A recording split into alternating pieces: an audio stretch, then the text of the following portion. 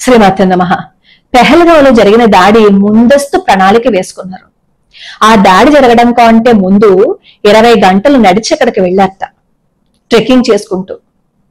అలాగే అక్కడ గడ్డివాములోనేమో కొన్ని తుపాకీలు దాచారని, అక్కడ షాపు వాళ్ళనేమో ఈ దాడి జరిగే రోజున చాలా మందిని రావద్దన్నారని, అలాగే అక్కడ ఉన్న హోటల్స్ ఎవరైతే మెయింటైన్ చేస్తున్నారో అక్కడికి ఎవరెవరు టూరిస్టులు వస్తున్నారు, ఎవరెవరు అక్కడ బుక్ చేసుకున్నారో ఆ వివరాలన్నీ కూడా ముందే వాకబు చేసుకున్నారని ఇవన్నీ న్యూస్ లో వింటున్నాం మనం. అలాగే తివారీ గారు కూడా 20 మందితో అక్కడికి వచ్చినప్పుడు ఆవిడ సెల్ఫీ తీసుకుంటే ఆవిడ సెల్ఫీ వీడియోస్ లో కూడా వెనకాల కనబడుతున్నాయి ఫొటోస్ లో ఈ ఉగ్రదాడి చేసిన వాళ్ళలో ఒకడు.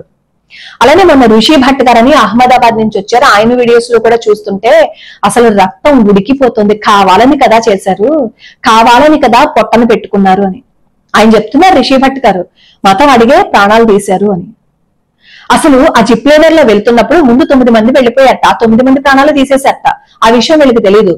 తర్వాత భార్య కొడుకు కూడా వెళ్తుంటే అరిచారు భార్య కొడుకు. అప్పటి వరకు ఏం జరిగిందో ఈయనకి కూడా అర్థం కాలేదు, ఎందుకంటే ఆ జిప్ లైనర్ అతను అల్లాహ్ అక్బర్ అని చెప్పి వదులుతున్నాడు. ఈ రిషి భట్ గారు చాలా ఆనందంగా ఉన్నారు ఆ రోప్ వేలో వెళ్తున్నందుకు. దాంతో అక్కడ అల్లాహ్ అక్బర్ అతన్ని పట్టించుకోలేదు, అక్కడ చుట్టుపక్కల జరుగుతున్నా కూడా ఆయనకి అర్థం కాలేదు.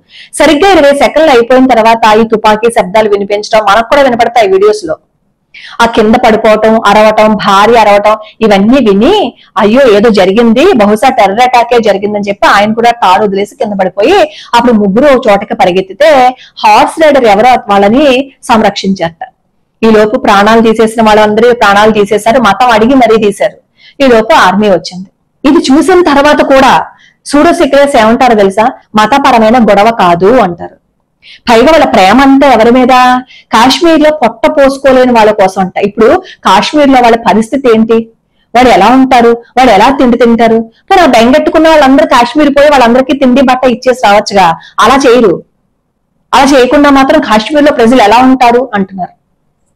లోకల్ గా ఎవరూ సహాయం చేయకపోతే 1500 మందిని ఎలా అరెస్ట్ చేశారు. ఇప్పుడు ఆ జిప్ లైనర్ అతను కూడా కాశ్మీరీ లాగే కనిపించాడు ఈ ఋషి భట్ గారికి. ఆయన చెప్పారు ఆ మాట, కానీ అతను ఆయన చెప్పింది అంటే అల్లాహ్ అక్బర్ అని వదిలేడు ఆ రిషి భట్ గారిని కూడా. అంటే అక్కడే ఉంటూ అక్కడ సహాయం చేశారు ఉగ్రవాదులకి. సహాయం చేయకుండా ఇంత దారుణమైన ఘటన అసలు జరగడానికి అవకాశమే ఉండదు. మనలో లేరా కట్లపాములు, మనలో లేరా విష సర్పాలు, మనం పెంచి పోషించటం లేదా? పరాయి దేశం నుంచి వచ్చి మన దేశంలో ఎంతమంది కట్లపాములు ఉండిపోయారు. మన మోడీ గారు ఎవరైతే పరాయి దేశస్తులు ఉన్నారో పాకిస్తాన్ వాళ్ళు దేశాన్ని వదలకపోతే మేము ఊరుకోమని ఎందుకన్నారు? మరి అక్రమంగా వచ్చి మన దేశంలో ఉండిపోబట్టే కదా. ఇది సంవత్సరాల పాటు వాళ్ళ ఆస్తులు అంతస్తులు అన్ని కల్పించేసుకుని ఇక్కడ అంత సురక్షితంగా ఉండగలిగారు అంటే భారతదేశం ఎంత సురక్షితమైందో ఒకసారి అర్థం చేసుకోండి. అదంతా ఎందుకు, నేను ఒక వీడియో చెప్పాను, బేట్ ద్వారకలో వలస వచ్చేసి వాళ్ళు అక్రమంగా ఇన్ని కట్టడాలు కట్టించేసుకున్నారు. అక్కడ ముఖ్యమంత్రి ఆ కట్టడాలన్నింటినీ తీయించేశారు.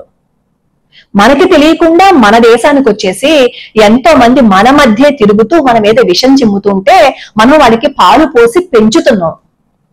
అలాంటి వాళ్ళని మనం ఎందుకు పాలు పోసి పెంచాలి? పరాయి దేశం నుంచి మన దేశంలోకి వచ్చేసి మన మీద దాడులు చేస్తుంటే.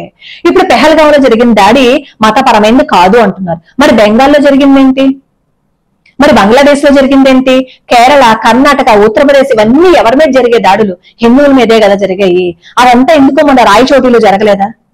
మరి ఇన్ని చూస్తున్న తర్వాత కూడా హిందువులు చాలా సురక్షితంగా ఉన్నారు, అందరూ కలిసే ఉన్నారని ఎలా మాట్లాడగలుగుతున్నారు?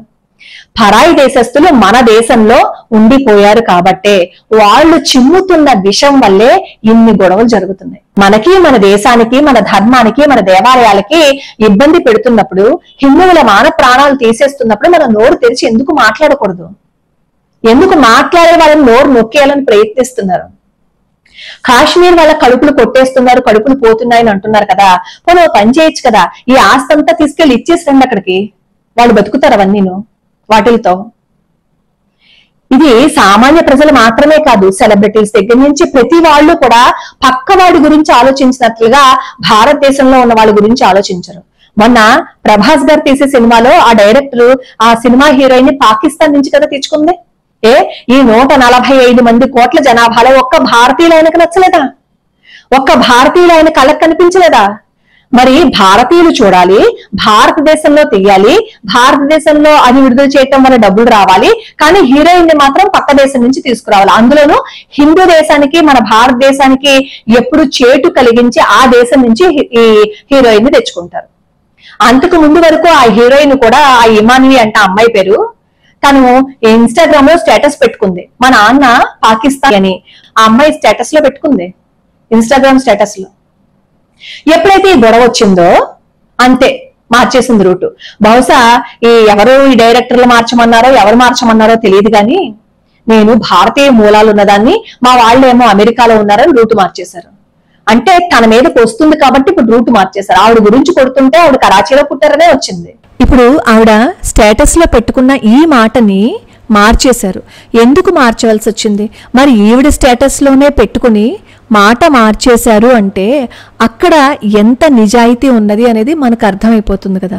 ఇంకేమి ఎక్కువ వ్యాఖ్యానం చేయక్కర్లేదు, ఆవిడనేమి మనం అనవలసిన అవసరం కూడా లేదు. ఆవిడ క్లియర్గా రాసేశారు అందులో.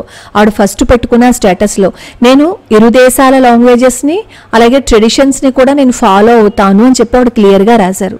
పెహల్గావ్ దాడి జరిగిన తర్వాత మళ్ళీ ఆవిడ ఇంకో పోస్ట్ పెట్టి తన భారతీయ మూలాలని, నేను అసలు పాకిస్తాన్లోనే లేనని, నేను అమెరికాలోనే ఉన్నానని చెప్పి మాట మార్చారు. ఎందుకు మాట మార్చాల్సి వచ్చింది అది భగవంతుడికే తెలియాలి. ఇవన్నీ చూసిన తర్వాత కూడా మనం గుడ్డి వాళ్ళలాగా ప్రవర్తిస్తున్నాం కదా, ఏమీ తెలియనట్లు నటిస్తున్నాం కదా, వాళ్ళనే మనం పెంచి పోషిస్తున్నాం కదా. మరి అలాంటప్పుడు భారతదేశంలో దాడులు ఎందుకు జరగకుండా ఉంటాయి? ఏ దేశంలో అయినా సరే, ఎక్కడైనా సరే ఇలాంటి సంఘటన జరిగితే ఊరుకుంటారా చెప్పండి? ఊరుకోరు కదా. కానీ భారతదేశంలో జరిగితే ఈ దాడిని మాత్రము వీళ్ళు రాజకీయం చేయకండి, ఇది టెర్రరిస్ట్ అటాకే, హ్యుమానిటీ గ్రౌండ్స్ లో మాత్రమే చూడండి, అది హిందువుల మీద జరిగిన దాడి కాదు అంటున్నారు. ఆ రిషి భట్ క్లియర్ గా చెప్పారు, కల్మా చదవడం రాని వాళ్ళని వాళ్ళు కాల్ చేశారు, అనుమానం వచ్చిన వాళ్ళని కల్మా చదవమన్నారు, చదవకపోతే వాళ్ళు కాల్ చేశారని క్లియర్ గా చెప్పారు. చూసిన వాళ్ళు అయ్యో ఇది హిందువుల మీద జరిగిన దాడిరా అని చెప్తుంటే, కాదు కాదు విద్వేషాలు రెచ్చగొడుతున్నారు అంటున్నారు. ఈ సూడో సెక్యులర్స్ కి ఏం చెప్పాలి? ఈ సూడో సెక్యులర్స్ ని ఏమనాలి? ఇప్పుడు ఆ సినిమా హీరోయిన్ అందులో నటిస్తుంది, మనకి నచ్చకపోయినా ఆ సినిమా చూస్తాం, ఎందుకంటే మనకి నచ్చిన హీరో కదా. మనకి నచ్చిన హీరో కాబట్టి ఆ సినిమాని చూస్తాం.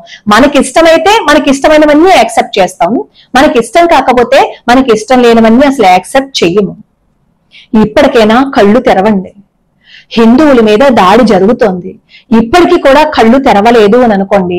ఇప్పటికీ కూడా మనం మన దేశాన్ని రక్షించే దేశాధినేతలు ఎవరైతే ఉన్నారో, హిందూ ధర్మాన్ని కాపాడే వాళ్ళు ఎవరైతే ఉన్నారో వాళ్ళని తిట్టుకుంటూ వాళ్ళ మీద విషం చిమ్ముకుంటూ ఉన్నాము అని అనుకోండి, భారతీయులుగా మనకి ఇక్కడ స్థలం ఉండదు, మనం ఇక్కడ బ్రతకలేము. పక్క దేశం నుంచి వచ్చి మనకి ఎవడైతే మనల్ని ఇబ్బంది పెట్టాలని చూస్తున్నాడో వాళ్ళందరూ మనకి ద్రోహం చేసేవాళ్ళే.